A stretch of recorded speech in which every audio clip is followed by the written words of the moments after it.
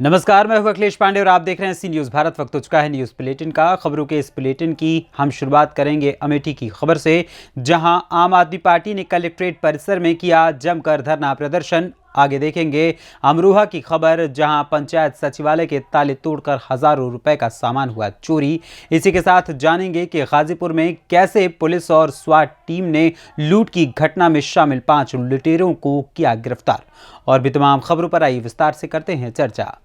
उत्तर प्रदेश में लगातार बढ़ती हुई विद्युत दरों और चुनाव में भारतीय जनता पार्टी के द्वारा किए गए सस्ती बिजली देने और किसानों को मुफ्त बिजली देने के वादों के वादा खिलाफी के खिलाफ अमेठी में जमकर धरना प्रदर्शन किया गया।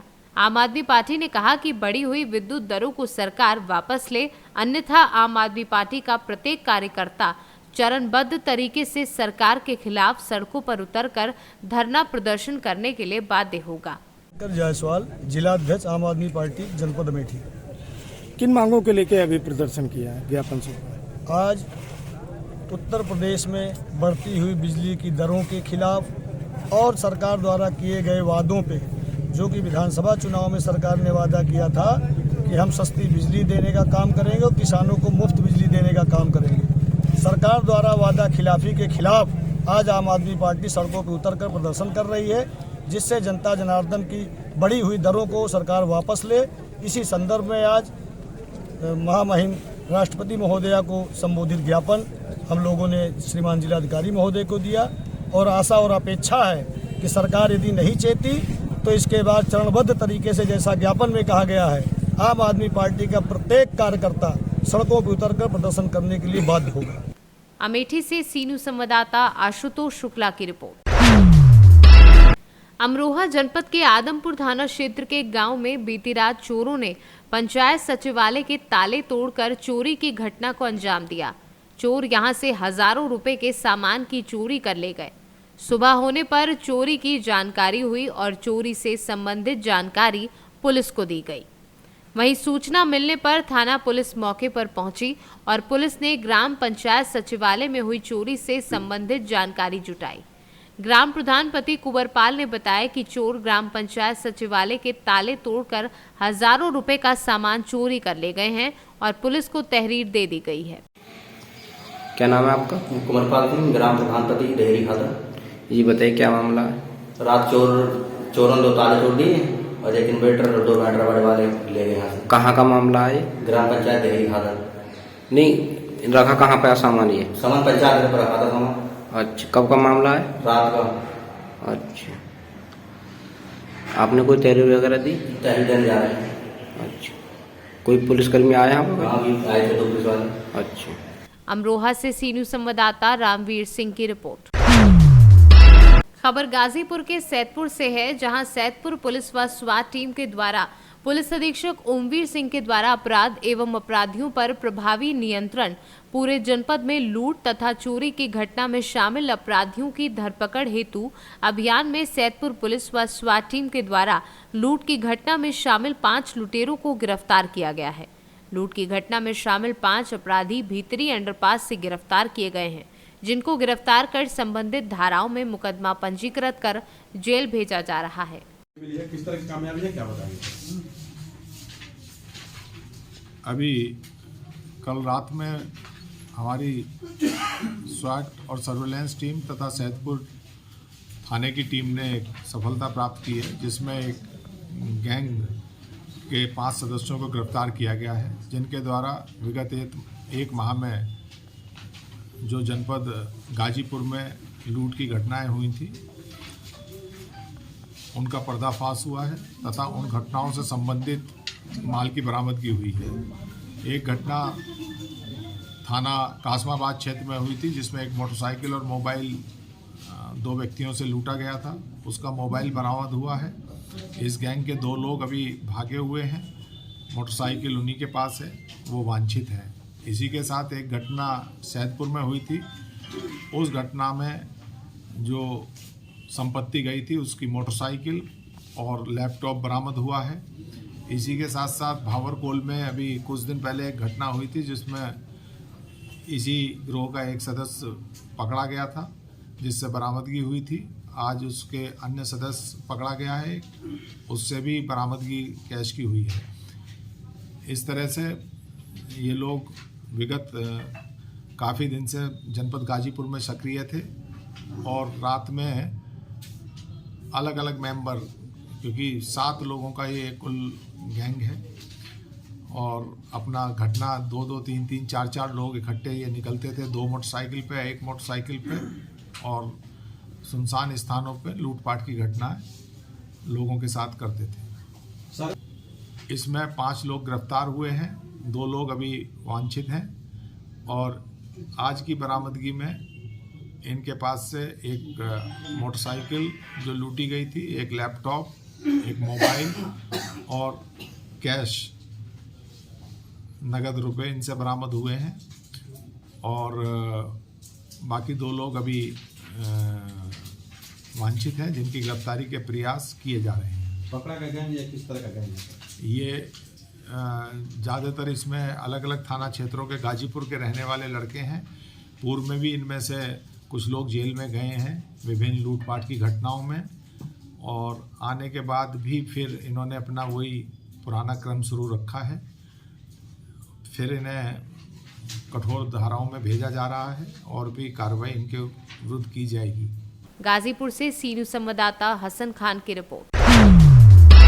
उत्तर प्रदेश के जनपद महाराजगंज के जिलाधिकारी सत्येंद्र कुमार ने स्वास्थ्य विभाग के साथ कलेक्ट्रेट सभागार कक्ष में मातृत्व व शिशु मृत्यु दर के आंकड़े 0 पर लाने के लिए समीक्षा बैठक की, जिसमें जनपद के सरकारी अस्पतालों में शिशुओं के जन्म के आंकड़े सहित कुपोषित बच्चों की मृत्यु के आंकड़ों को लेकर उसमें सुधार कर 0 पर लाने की तैयारी चल रही है, जिसके लिए चाइल्ड डेथ रिव्यू के लिए टीम गठित की गई है।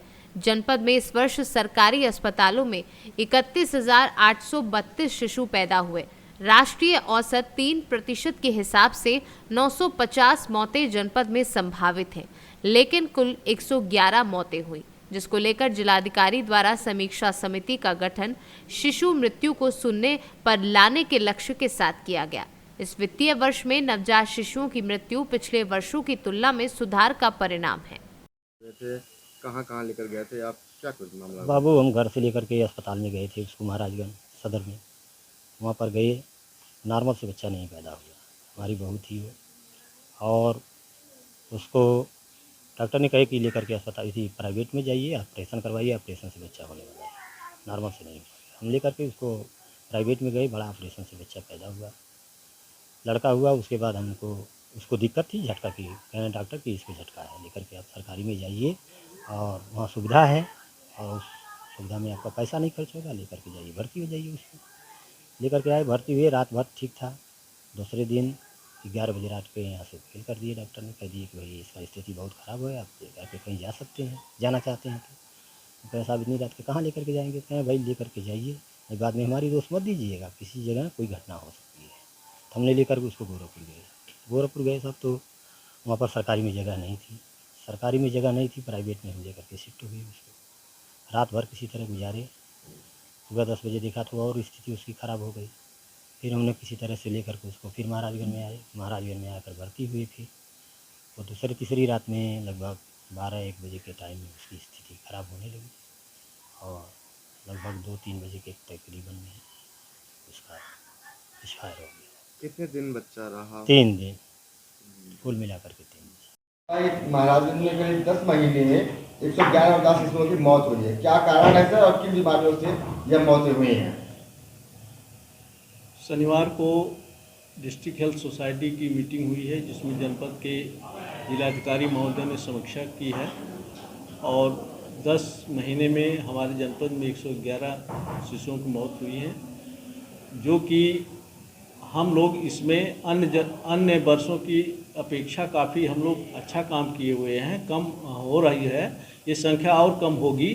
उनका मकसद ये था कि इसको अध्ययन कर लिया जाए और इसको हम लोग 0 डेथ तक ले जाना चाहते हैं, इसलिए उन्होंने समिति बनाई और इस पर हम लोग काम कर रहे हैं। सर, इसके पहले कितनी मौतें होती रही हैं, क्या आंकड़ा रहा? अब इसके पहले करीब 150 के आसपास मौतें होती थीं, तो उसको हम लोग जो है कम करके, डीएम साहब की मंशा है कि इस पे और देख लें कि जितना कम हो सके हम लोग करें, और पूरे जनपद प्रदेश से हम लोग अच्छा काम कर रहे हैं कि इसमें इसको और कम करने की कोशिश कर रहे हैं। किन कारणों से या किस लापरवाही से ये मौतें होती हैं? नहीं, लापरवाही की इसमें कोई बात नहीं है। हमारे यहाँ SNCU काफ़ी अच्छा इक्विप्ड है और स्पेशियस है, उसमें सारे स्पेशलिस्ट डॉक्टर्स लगे हुए हैं। किन्हीं कारणों से जैसे कम वजन का बच्चा पैदा होना या काफ़ी हीमोग्लोबिन कम होना या देर से रिफरल होना, इन सब बिंदुओं पे कई चीज़ें होती हैं। तो उस पर हम लोग अध्ययन करना चाहते हैं कि किन चीज़ों को हम मैनेज करके और अच्छा यहाँ से मृत्यु दर ना हो पाए। सर, जांच टीम में आप भी हैं, जांच शुरू हो गई है कि नहीं? अभी क्या प्रक्रिया चल रही है? जांच का हम लोग आंकड़ा इकट्ठा कर रहे हैं और शीघ्र ही हम लोग इस कारण पे पहुंचेंगे कि हम लोग कैसे और उसको अच्छा कर सकते हैं कि ताकि मृत्यु दर कम की जा सके, 0 तक लाई जा सके। सर, ये आंकड़ा ये कितने दिनों का है? ये अभी 10 महीने का है, पिछले अप्रैल से जनवरी तक का। सर, किन ब्लॉक क्षेत्रों में ज़्यादा मौतें हुई हैं? अब हमारे जिले में तो पूरे जिले से आते हैं, सारे जनपद से आते हैं, सारे ब्लॉक से। महाराजगंज से सीनू संवाददाता आशुतोष द्विवेदी की रिपोर्ट। खबर मध्य प्रदेश के रतलाम से है, जहां रतलाम में मंगलवार को उज्जैन संभाग से डिविजनल कमांडेंट प्रीति बाला सिंह द्वारा रतलाम होमगार्ड का लाइन का वार्षिक निरीक्षण किया गया, जिसमें होमगार्ड के सैनिकों द्वारा सलामी दी गई और उसके बाद मार्च पास्ट भी किया गया। उसके बाद किट का निरीक्षण किया गया। वहीं वार्षिक सम्मेलन के दौरान डिविजनल कमांडेंट द्वारा सैनिकों की समस्या सुनी और अच्छे से ड्यूटी करने की सलाह दी। वहीं सम्मेलन में डिविजनल कमांडेंट द्वारा होमगार्ड के जवानों को कहा गया कि मुझे शिकायत कितनी बार मिली कि रतलाम में होमगार्ड जवान शराब का काफ़ी सेवन कर रहे हैं, तो इसको लेकर भी जवानों को समझाइश दी गई और कहा गया कि अपनी सैलरी का सदुपयोग करें, दुरुपयोग ना करें। नशा शरीर के लिए हानिकारक है। अपने और अपने परिवार और बच्चों का ख्याल रखें। हम वार्षिक निरीक्षण किया था, क्या यहाँ पर कमियां पाई गई और किस तरीके के सुधार के आपने निर्देश दिए हैं? यहाँ पर विभागीय नियमानुसार मेरे द्वारा रतलाम के जिला कार्यालय का वार्षिक निरीक्षण किया गया। इसमें साल भर की जितनी भी गतिविधियाँ रहती हैं, विभागीय गतिविधियाँ, उसका निरीक्षण किया जाता है। इसमें परेड में काफ़ी अच्छी परेड थी। केवल 1-2 प्लेटून में कुछ कमियां थी, उसके बारे में उनको निर्देशित किया गया।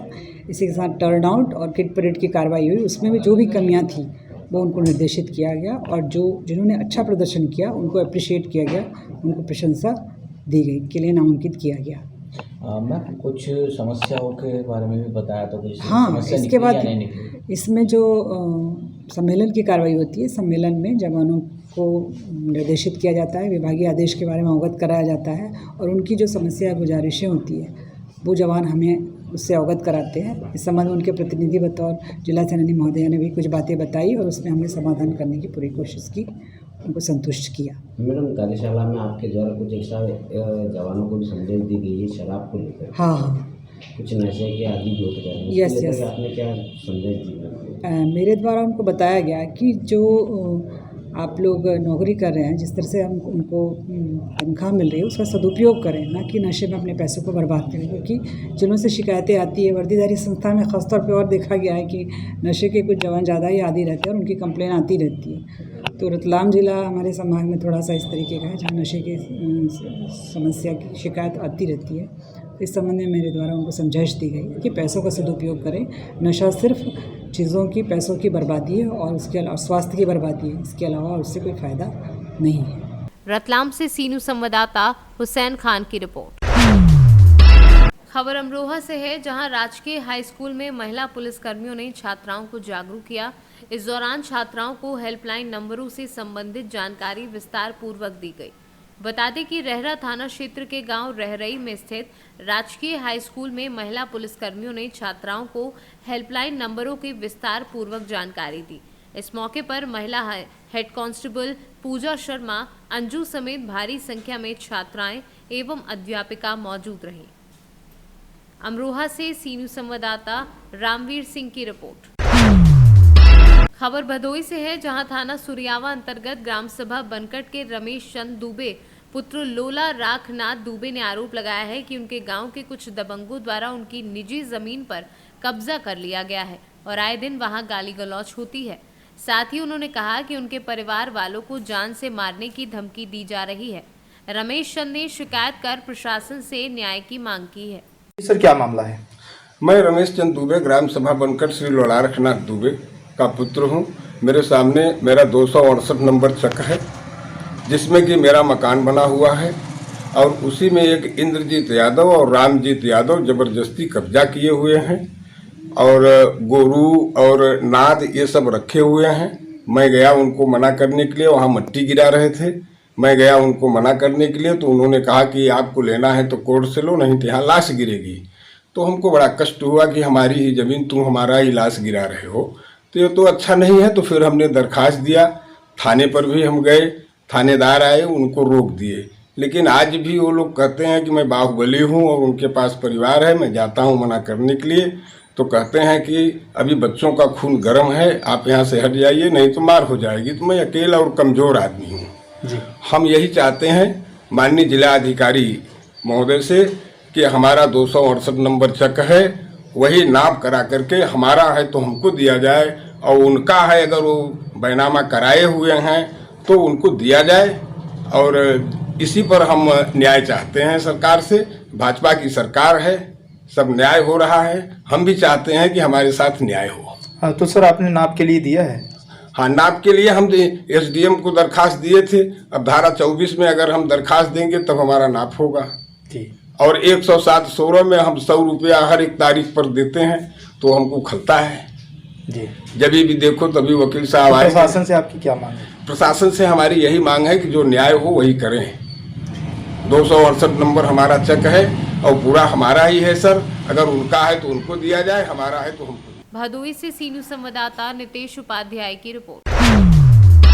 खबर झारखंड से है, जहां बड़का गांव प्रखंड के स्वास्थ्य सहिया संघ ने सामुदायिक स्वास्थ्य केंद्र बड़का गांव में अपनी 12 सूत्री मांग को लेकर धरना प्रदर्शन दिया है।